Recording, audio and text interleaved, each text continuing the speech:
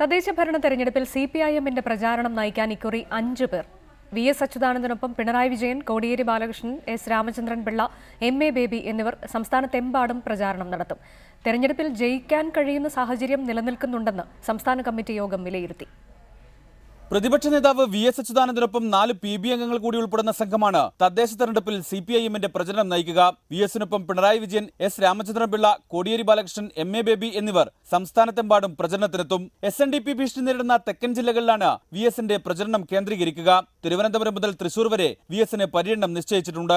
വടക്കൻ ജില്ലകളിലും വി.എസിന്റെ സാന്നിധ്യം അറിയിക്കും. വടക്കൻ കേരളത്തിൽ നിന്നും തുടങ്ങുന്ന തരത്തിലാണ് പിണറായി വിജയന്റെ പര്യടന പരിപാടി.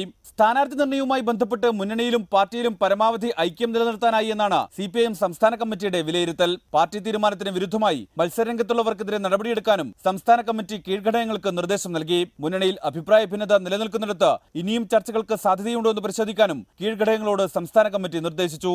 റിപ്പോർട്ടർ, തിരുവനന്തപുരം.